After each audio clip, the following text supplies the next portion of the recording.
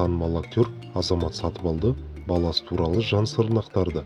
Бүгінде жалғыз ұлды тәрбиелеп отырған жұлдызды жұп, оның артынан іні қарындастары ергенін қатты қалаған. Азамат Сатыбалдының айтуынша, жары Назгүл Қарабалина екеуі үлкен отбасы құруды армандаған. Бірақ жұлдызды жұпқа тек бір перзенттің ата-анасы болу бақыты бұйырған. Өнер иелері көптеген жерлерге барып көмек сұраған. Алайда олардың іс-әрекеттерінен ешқандай нәтиже шықпаған. Бұл туралы актердің өзі ревю бағдарламасына берген сұхбаты барысында айтып берді. Бос уақытымды мүмкіндігінше отбасыма арнауға тырысамын. Маған енді Алланың берген жалғыз ұлым бар.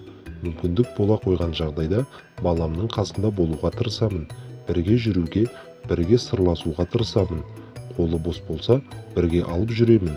Өйткені мен әке тәрбиесін көріп өстім. Ол бала әкесіне қарап өсу керек. Қолым қалай босайды, бірден отбасыма уақыт арнаймын. Алланың бергені сол болды. Мен енді көп бала болмасын деп ойлаған жоқпын.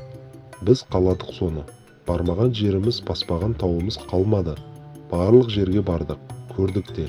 Енді Алла бермегеннен кейін бір досым мені орныма қойды, сабырға шақырды. Алла бір бала бере ме, 10 балаға татитын. Жоқ 10 бала бере ме, бір балаға татитын деген еді.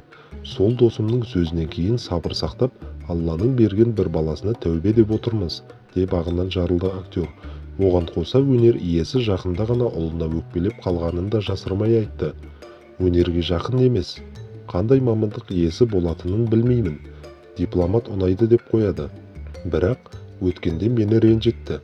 Назгүл екеуміз отырмыз үйде. Осы мамандық тақырыбына қатысты сөйлескен едік. Ұлымыздан қандай мамандық иесі болғысы келетінін сұрадық.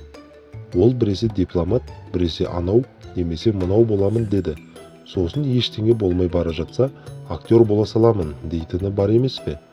Назгүл екеуміздің ашуланғанымызды көрсең, біздің мамандықты түсіріп тастағаны ұнамады, деді Азамат Сатыбалды.